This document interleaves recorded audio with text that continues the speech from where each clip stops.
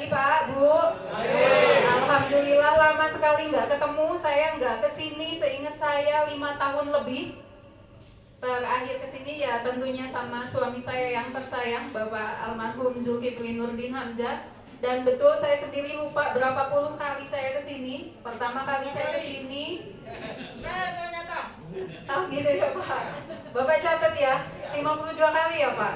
Masya Allah. Jadi kalau saya jadikan itu patokan untuk terbang, mungkin saya sudah keliling dunia ya.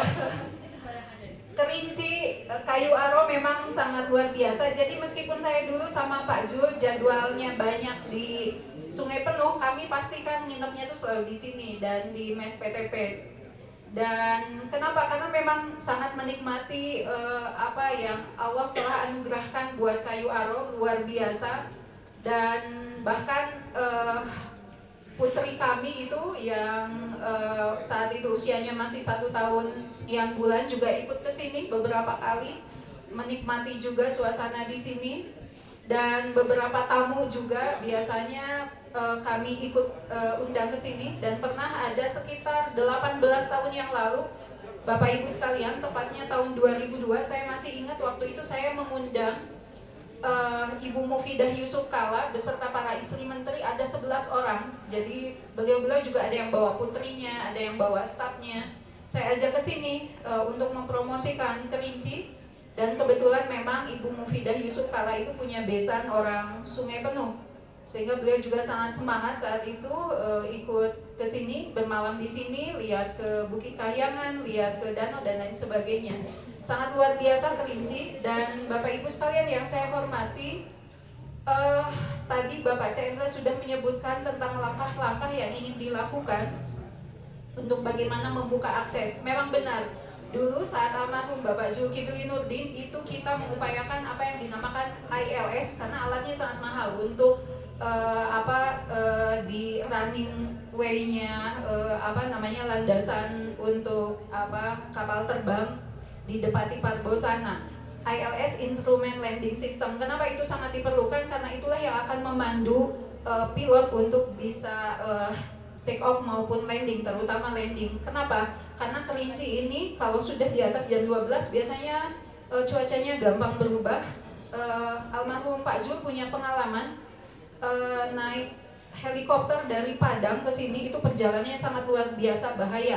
Waktu itu beliau membawa duta besar Norwegia pada awal-awal perjuangan beliau untuk PLTA Batang Merangin. Alhamdulillah kemarin malam saya melewati sudah sama grupnya Bapak Yusuf Kala, Pak Ahmad Kala, ternyata sudah sangat banyak progresnya. Dan terus terang saya sangat terharu, bahkan menangis, karena saya tahu persis perjuangannya itu sangat tidak mudah Bapak Ibu sekalian. Meyakinkan saat itu kepada pihak Norwegia, tapi akhirnya pihak Norwegia mundur, sehingga kemudian kita pada saat itu beliau buka kembali keran untuk siapa sih yang mampu membangun. Dan akhirnya ternyata yang bisa membangun saat itu adalah dari pihak grupnya Kala Group. Dan saat itu saya hadir langsung di peletakan batu pertamanya di Batang Merangin. Dan alhamdulillah ternyata sekarang berjalan lancar. Mudah-mudahan proses pembangunan yang tidak mudah ini bisa terus berlanjut walaupun sekarang sedang ada pandemi corona yang notabene Bapak Ibu sekalian, jangan berharap tahun depan kita agar jor-joran membangun, karena memang ini persoalan dunia, semua dunia sedang sakit. Jika Bapak Ibu ingat krisis moneter pada tahun 98, kita bisa segera bangkit karena hanya Indonesia dan beberapa negara saja yang mengalaminya. Kita bisa dibantu Jepang, kita bisa dibantu oleh negara lainnya, sehingga kita bisa segera bangkit. Tapi sekarang siapa yang mau bantu kita? Amerika kolaps, Eropa begitu juga, Singapura ternyata jauh minusnya puluhan, kita masih di angka minus 5%, 4%. Inilah Bapak Ibu sekalian yang kemudian mengajarkan kepada kita semua, kita harus bangkit, berdikari secara ekonomi dari diri kita sendiri. Bagaimana dibutuhkan sosok pemimpin yang betul-betul mempunyai visi misi yang ke depan. Kita mungkin rakyat biasa tidak mengerti, kita hanya tahunya harga naik, harga turun dan sebagainya, hanya bisa menyalahkan ini dan itu. Kita tidak tahu bahwa kayu manis, kopi, oh beras, oh ini dan itu, ada ekspor, ada impor, oh bahwa tidak bisa kita hanya jualan di Jambi saja, kita butuh jualan ke Singapura, kita butuh jualan ke Amerika, kita butuh jualan ke Cina. Kenapa? Itulah yang akan meningkatkan perputaran perekonomian kita. Bapak Ibu sekalian, yang terpenting adalah bagaimana agar nilai jual dari barang-barang kita itu nilai jual yang tinggi. Saya masih ingat dulu, almarhum Pak Zulkiflinuddin juga berupaya salah satu produk di sini yang sesungguhnya nilainya sangat tinggi itu rami. Ini yang sedang waktu itu diusahakan. Saya nggak tahu waktu itu Dinas Pertaniannya usahanya seperti apa. Mudah-mudahan ini nanti dengan Bapak Chandra dan saya sendiri bisa kita lanjutkan seperti ini. Upaya-upaya bagaimana agar komoditas pertanian di Provinsi Jambi yang nilainya tinggi itulah yang akan kemudian kita upayakan semaksimal mungkin. Butuh kerjasama yang baik, tidak cukup hanya pemerintah. Bapak Ibu sekalian, dulu zaman Pak Zul itu disampaikan seperti ini oleh beberapa ahli ekonomi. Kebetulan beberapa ahli ekonominya teman-teman kita, ada yang dari Jakarta, ada yang Jambi sendiri. Pak Zul, Anda itu gubernur, berlari, tapi mohon maaf, staf Anda jalan di tempat. Percuma saya dan Pak Cendra ingin berlari apabila tidak didorong, dibantu oleh staf yang juga mempunyai keinginan untuk berlari. Begitu juga dengan masyarakatnya yang harus gemar. Jangan, mohon maaf ya Bapak Ibu sekalian, waktu itu ada seloroh dari almarhum. Kalau orang Jawa, orang Jambi, keturunan Jawa itu bilang, mau kemana Pak D? Kulo golek gawean. Kalau orang Jambi keturunan Minang mau kemana, maka akan dijawabnya bahwa menggalih di pasar gitu ya. Mohon maaf bahasa daerah saya kurang bagus. Tapi kalau Pak Ci saya yang di Sabak itu, jangan tersinggung ya yang orang Sabak, orang kampung saya di Tanjung Jabung Timur. Nak kemana Pak Ci? Tak ada lah, nak merayu baik. Ini mental-mental yang what? Indonesia mau sejajar dengan Jepang, tapi jawaban masyarakatnya seperti itu. Bagaimana mungkin kita menginginkan Jambi akan menjadi sebuah negara maju apabila mempunyai penduduk yang mental seperti itu? Tadi pagi Bapak Ibu sekalian saya ketemu sama anak-anak mahasiswa yang memang sudah saya rencanakan ingin ketemu dari beberapa hari yang lalu sejak di Jambi. Kita ngobrol santai. Pak Cendra ngobrol sarapan sama Pak Bupati, saya sama anak mahasiswa. Saya bilang, saya ngobrol cerita-cerita tuh saya tanya, kalian selesai kuliah mau jadi apa? Belum bisa jawab. Ada yang mau ini, ada yang mau itu, dan tidak ada satupun yang bilang mau jadi petani. Dan terus terang itu membuat saya sangat sedih. Kerinci, Sungai Penuh, Kayu Aro, luar biasa pertanian, tapi kok tidak ada satupun yang mau jadi petani. Petani seolah-olah selalu dianggap kerjaan yang hina, yang kotor. Padahal Bapak Ibu sekalian lihat, petani sekarang itu keren luar biasa. Kalau kita jadi pegawai kantor, mungkin 1,5 juta saja sebulan. Mungkin bahkan di angka di bawah 1 juta dulu. Tapi kalau petani, kita jadi bos, kita mau ngatur apapun, dan penghasilannya bisa 10 juta, 20 juta, bahkan lebih.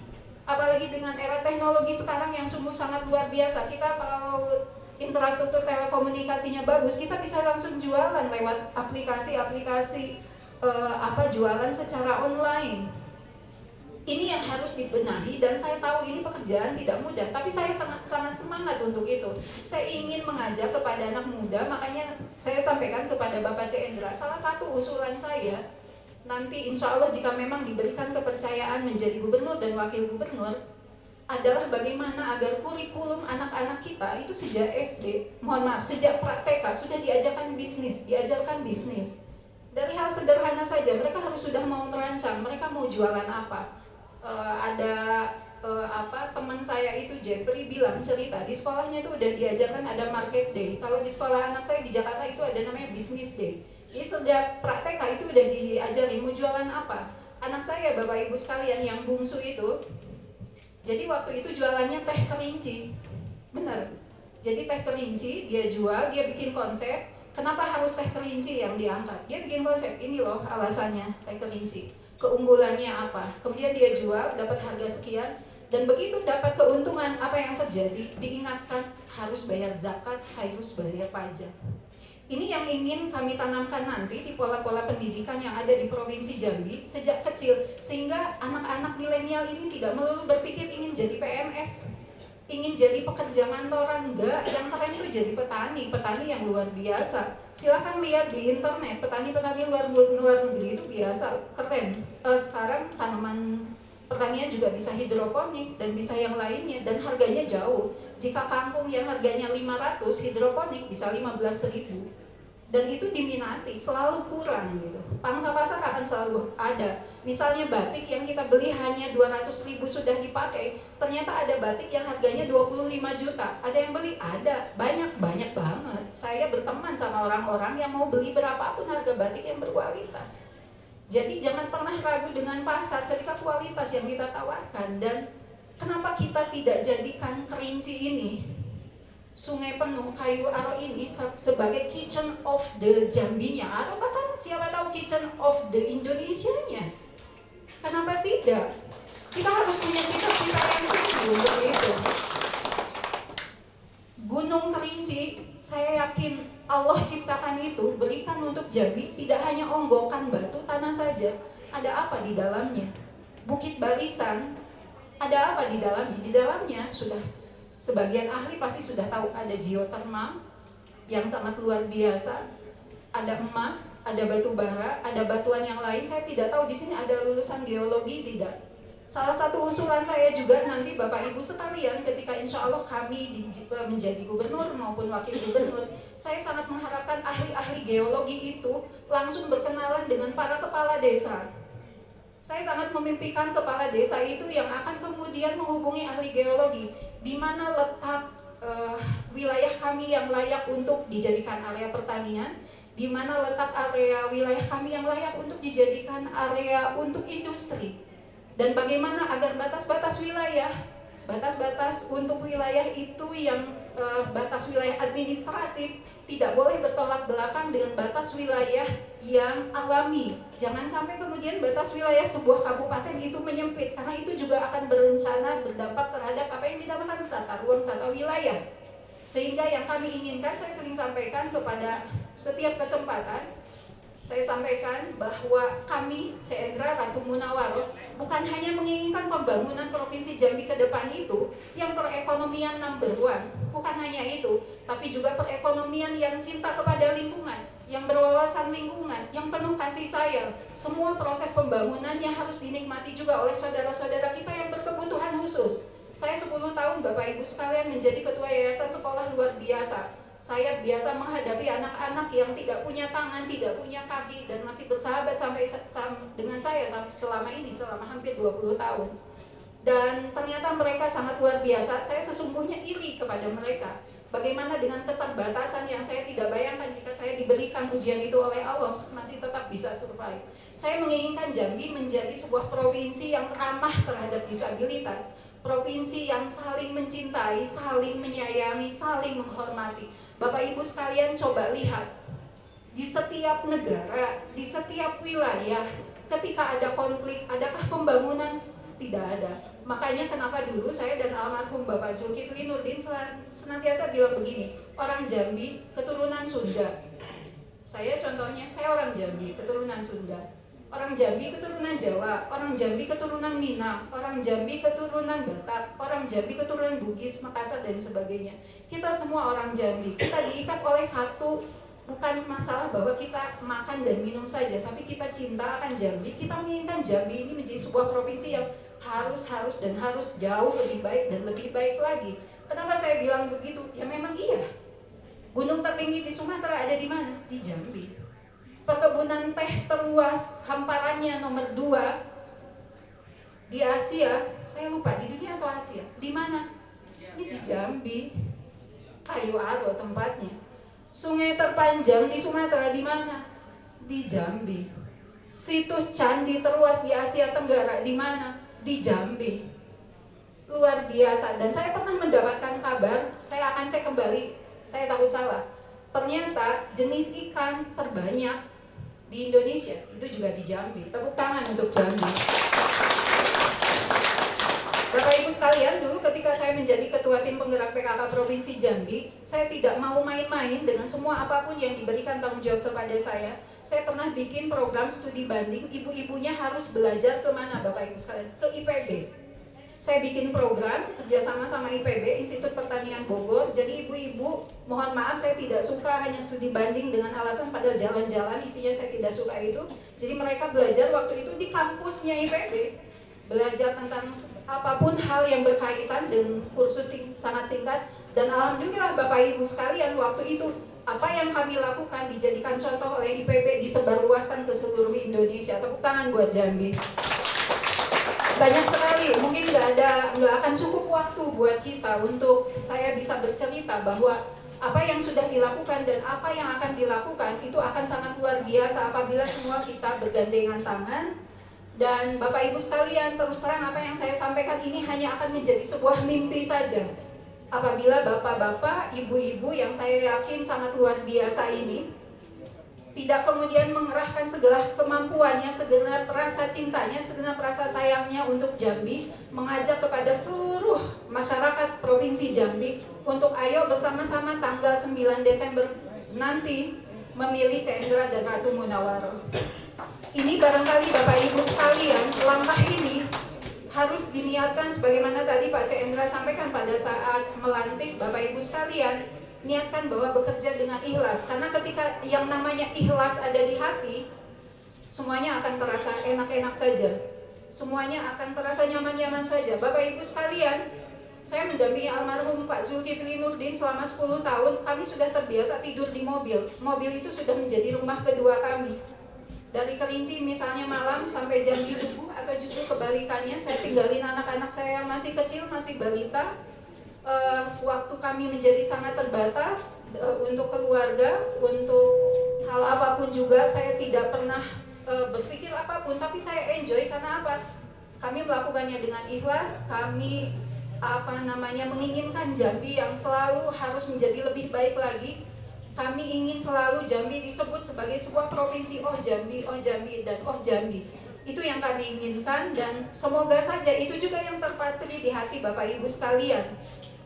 Ini yang terjadi di 21 tahun yang lalu, artinya ketika saya memulai mendampingi almarhum. Mungkin adik-adik belum lahir ya, 21 tahun yang lalu. 21 tahun yang lalu saya sudah mulai mematrikan diri saya bahwa saya ingin berbuat yang terbaik untuk Jambi. Dan qadarullah, saat ini ternyata doa saya dikabulkan oleh Allah. Salah satu langkahnya adalah kami sudah mendaftar kepada KPUD hari Jumat yang lalu sebagai pasangan calon gubernur dan calon wakil gubernur Provinsi Jambi. Dan sebagaimana tadi disampaikan oleh Bapak Cendra, alhamdulillah kita mendapatkan kabar baik bahwa sampai hari ini survei teranyar, terupdate, kita adalah pasangan yang paling tinggi, paling unggul suaranya. Dengan catatan Bapak Ibu sekalian, saya baru jalan tidak sampai 3 bulan. Apalagi jika kita kemudian sudah semakin menguatkan semangat kita sudah semakin mendorong lebih keinginan kita tentang fakta-fakta bahwa Jambi itu mempunyai segala sesuatu yang kita inginkan, segala sesuatu yang Allah sudah berikan, dan tinggal bagaimana kita mengolahnya dengan sebaik mungkin. Demikian Bapak Ibu, karena waktu ini sudah malam, besok juga acara kami sangat penuh dari pagi sampai petang hari, dan besok Bapak Cendra langsung pulang ke Sarolangun, ada kegiatan di sana. Saya masih di sini karena masih berlanjut lagi, ada kegiatan. Banyak masyarakat yang ingin bertemu, yang karena memang sudah kenal lama,